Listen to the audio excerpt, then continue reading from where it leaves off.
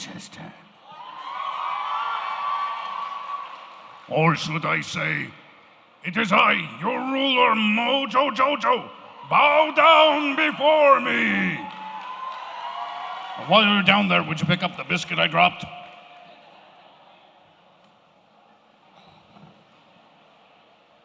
Oh, it's been a long weekend, Roger. Yes, it has. Are you feeling good? Feeling great. Feeling good, feeling great. Another glorious day in the Corps. Every meal a banquet, every paycheck a fortune. Good. I was gonna ask, are you one of those voice actors that cannot stop voice acting even when you're not working? Well, you always have to keep rehearsing. You Okay. always have to practice. And I'm continually trying out new things, learning new sounds. I do a lot of sound effects and creatures and stuff, as well as people. So, yeah, I'm kind of... You never switch it off.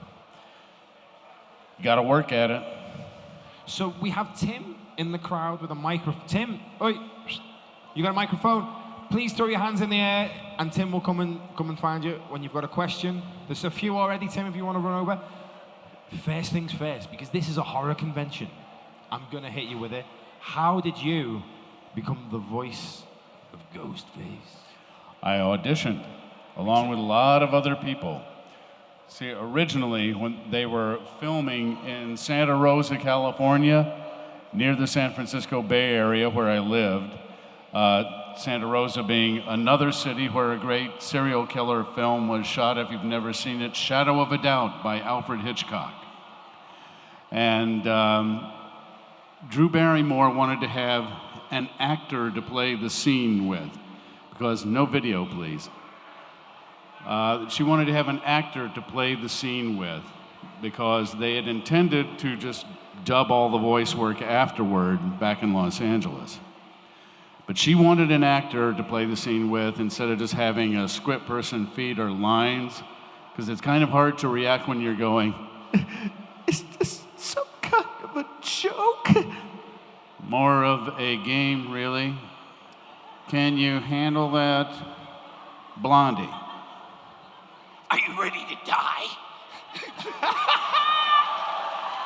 Come back, David! Come in. Bomb! Did you see it? I love this man.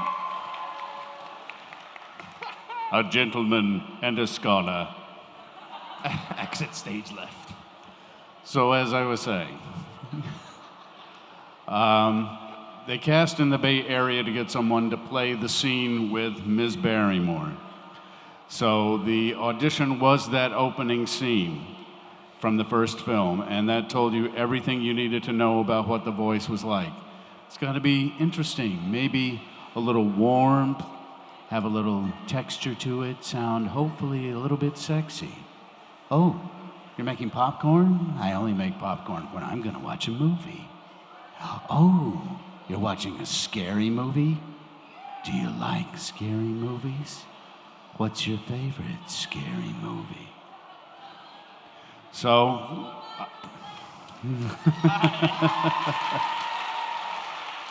The 12-year-old me that watched Scream on video has just got chills all over me. Bloody hell. thank you. Wow. So that first night, if you remember the layout of the room, you remember where the French doors are at the back? If you're watching it, that I'm outside a window off to the left with a little canopy over my head because it's raining.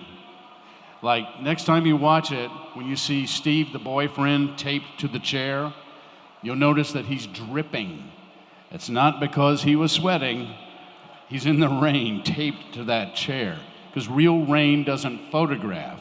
The drops are too small. When you see rain in movies, it's usually special effects.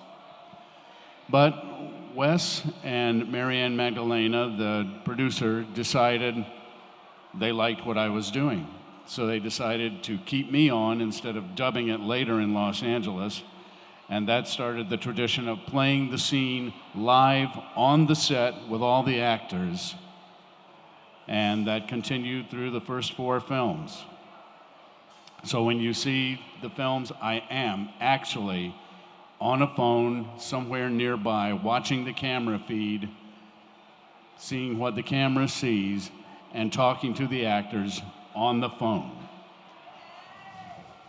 We've got a question just there. Hi, Roger. So most of us here will know you from being Ghostface, but I know you've done a lot of video game work as well. I was wondering if you had a favourite video game character that you voiced. A favorite what character? Video game. Is it a favorite character you've done in a video game? Oh, I don't know. I get to do so many different ones. I really enjoy them. Do any of you know the game American McGee's Alice? In that game, I play the Cheshire Cat. And also the Mad Hatter. And the Jabberwock. So that was a lot of fun. I first did a game for American McGee when he was working at Electronic Arts where I played 40 different characters. It was a Sherlock Holmes game. And then subsequent to the Alice games, he created a game called Grimm, which is not on disc, unfortunately, but he wanted me to play all the characters in that game. So I am all the characters, men, women, dogs, cats, monsters, robots, ghosts. Everybody in that was me. There's some actors who would struggle doing about 3 or 4 accents, and you casually, without missing a beat, went, yeah, I played 40 different characters. 40. It's like there's some range. Did you know as a kid you could do these things, or is it through practice and obviously it is through practice and repetition, but were you always naturally gifted in mimicry and voice work? I'm gifted. Hey. Well, I started out as a kid doing puppetry when I was 4 years old. So you have to come up with voices for the characters, the puppets you're doing, and that started me off. I was one of those kids who always goes around imitating people and the people you see on TV, the people around you, sounds, trying out doors. Or, of course, a lot of animals.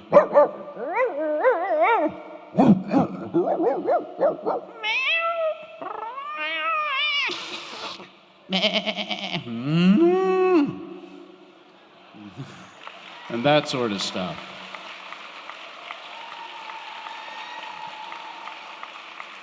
We've got another question. Oh, hello. Hello. Hi, Roger. Hello. What would be your ranking of the Scream movies from favourite to least favourite? I'm sorry, it's very difficult to hear. What would be your ranking of the Scream movies from favourite to least favourite? Well, I have a special spot for the first one, of course, because that started it all.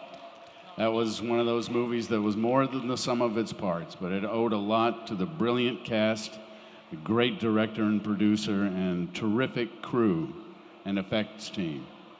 That's my favorite, the first one. And I'm not going to tell you any ratings on the others. I'm very surprised that you didn't put your hand up and go, what's your favourite scary movie? Unbelievable. What? No, nothing. What is your favourite scary movie? I get asked that a lot. And as I say, I love so many horror movies, scary movies, science fiction and fantasy movies. I couldn't possibly tell you a favorite. I can tell you some favorites. If you're looking for something to watch this Halloween, I like really old films, and I don't mean films that are 10 years or 15 years old. If you've never seen it, see The Fearless Vampire Killers from the 1960s, a horror comedy. Or another good one is Island of Lost Souls from 1933 with Charles Laughton. That's the one where Bela Lugosi plays the Speaker of the Law and says, "Are we not men? We are men." But a more recent one, if you haven't seen it. How many of you have seen Snow White, A Tale of Terror? with Sigourney Weaver as the Wicked Queen. Good movie. There's so many good horror films these days. There is. There's been a resurgence. And one of the horror films that came out this year was the new Scream. So how was that for you? Well, I like working. I do like to work. I got bills to pay, you know. So it was great to be working. It was great to be back as this character with the team of people. The cast come back together. I think Matt and Tyler did a great job of carrying on, and I think what they're doing with 6 is going to be really, really good. And it was different this time because, as I said, on the first 4, I'm always on the set playing the scene live, so we can play around and improvise some things. This time, because of the plague, it was a little more difficult. So some of the scenes we did live through Skype, and some I just had to dub in later. But it's a lot of fun when you're live on the set because you can play around. You get a few takes into the can with the script, and then you can play around and improvise some stuff. Like some of the stuff I've improvised has made it into the movie. Like the first thing that they used was in number 2, where I said, Have you ever felt a knife slice through human flesh and scrape the bone beneath? and I could see Jamie Kennedy's face on the camera feed, and he went, Wes called cut, and Jamie went, that was great, do that again. Your Jamie Kennedy's pretty spot on.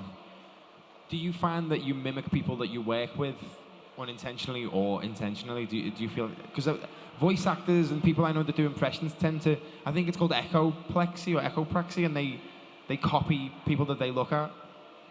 Well, yeah, I do. In fact, there's a voice actor, I don't know how many of you know who Paul Frees was. A lot of his technique was imitating actors from old movies and so forth. He, did you have the Pillsbury Doughboy over here? He was the original Pillsbury Doughboy. Do any of you know Rocky and Bullwinkle? Yes. He was Boris Badenov, which was his imitation of Akim Tamirov. Or Inspector Fenwick from the Dudley Do-Right cartoons, who is his imitation of Eric Blore, the character actor, who you might have seen in many Fred Astaire and Ginger Rogers movies. And yes, I imitate things all the time.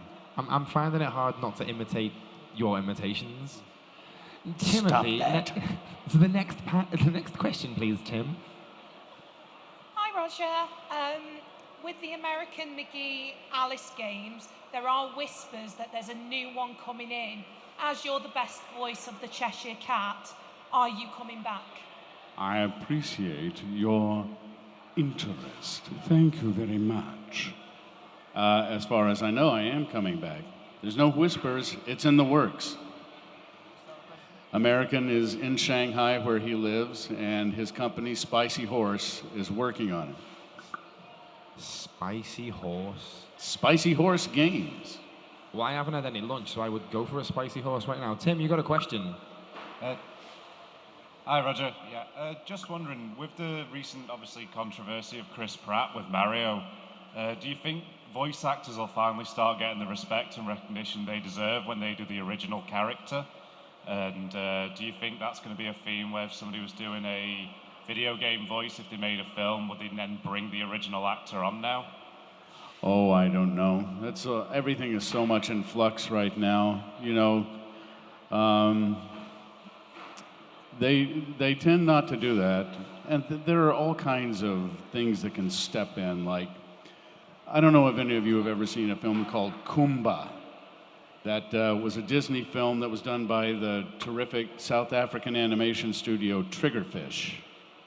And I originally had the part of the lead villain, Pango the Leopard. And we did the whole thing, they did the film. When they went to sell it, the distributor said, "Oh, these people aren't famous enough. You need more famous people."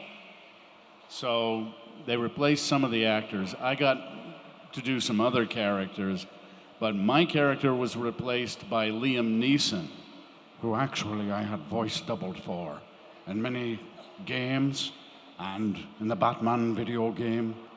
And I was the Aslan toy, if any of you have a talking Aslan doll. I voice doubled for Liam, and he replaced me in the movie. So all this stuff is kind of in flux.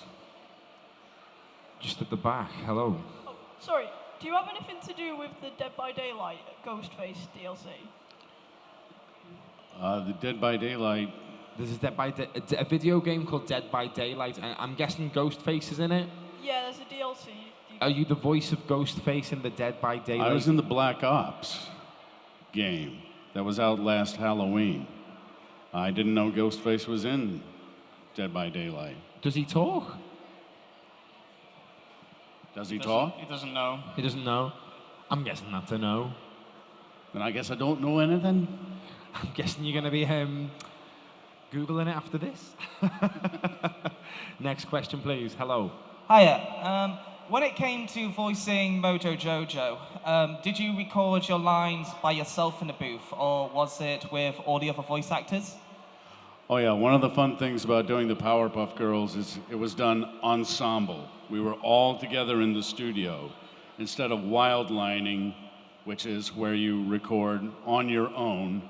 You may be having a conversation, but you're just recording your lines, and they cut it in with the other people.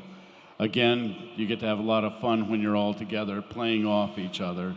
So Tara Strong and I had a lot of fun when she gets bonked on the head as Bubbles and thinks she is a Mojo Jojo. You are not Mojo Jojo. I am Mojo Jojo. No, I am a Mojo Jojo. I have had it with your sassy mouth.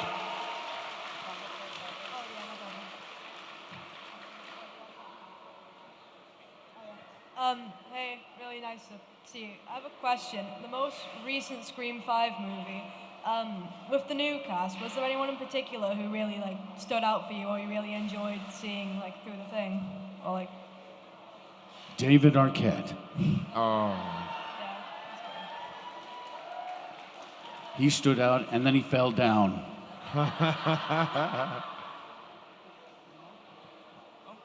He's not coming back. It's okay. Hey, Roger. I dare you. Sorry. Hello. Hello. I was wondering what your favourite line is. Ghostface says some pretty sick things to his victims on the phone. The eyelids one being my personal favourite. Thanks, that's another one I improvised. Yeah. When they called cut, Nev went, "You sick f-" But she was laughing, so that was all right. My favorite line is very boring. Oh, you're making popcorn? I only make popcorn when I'm going to watch a movie.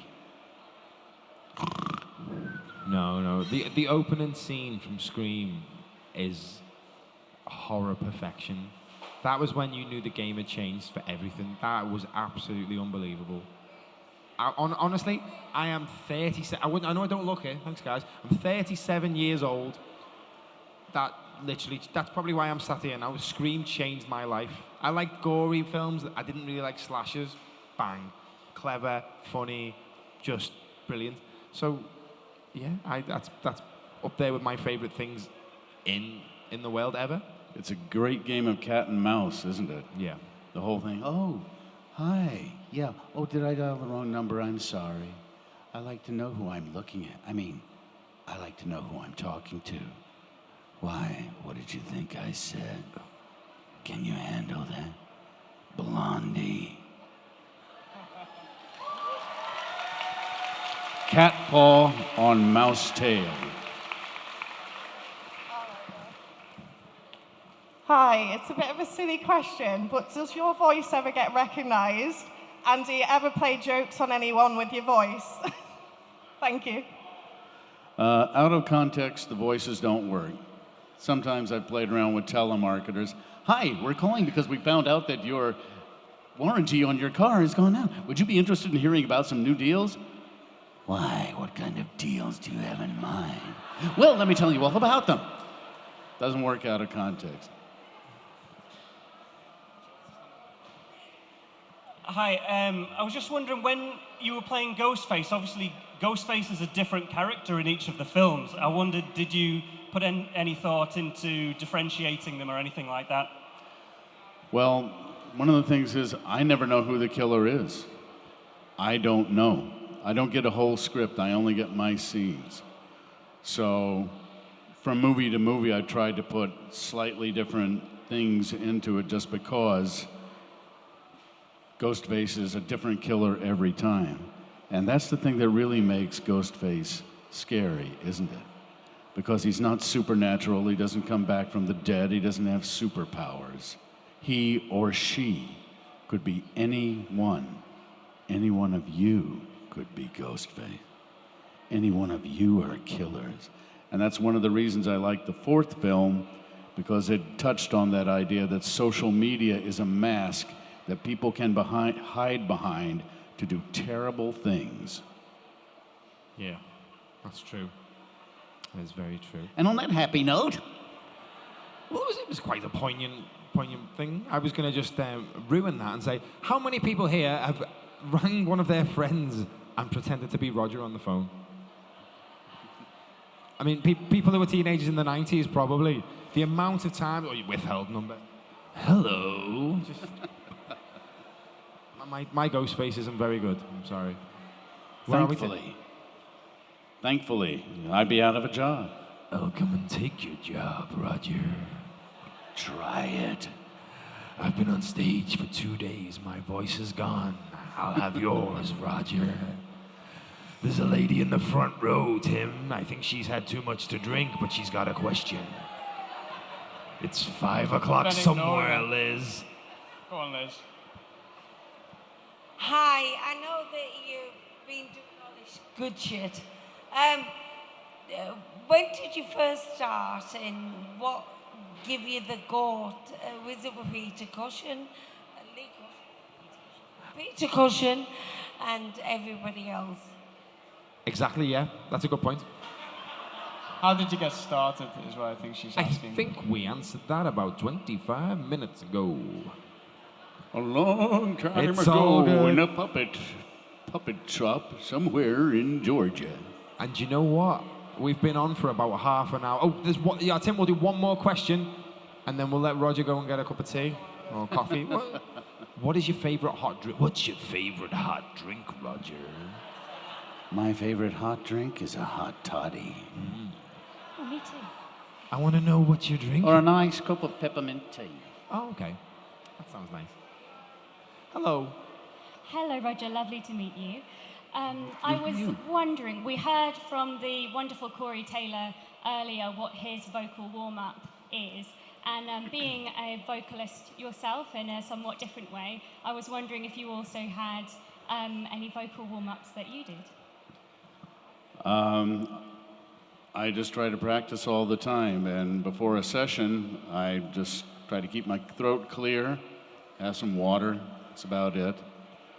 I don't do any articulation exercises more often, get the muscles of the face working, you know, like you sit around and repeat things like unique New York, unique New York, unique New York, good blood, bad blood, good blood, bad blood, red leather, yellow leather, red leather, yellow leather, red leather, yellow leather. To try to warm up the mouth so you can say all sorts of things in very fast time. I know the microphone is gone, but I was going to ask her to do the impression of Corey Taylor's warm-up. Did you all hear it? Corey, out of interest, your vocal warm-up is nothing like his. His was basically...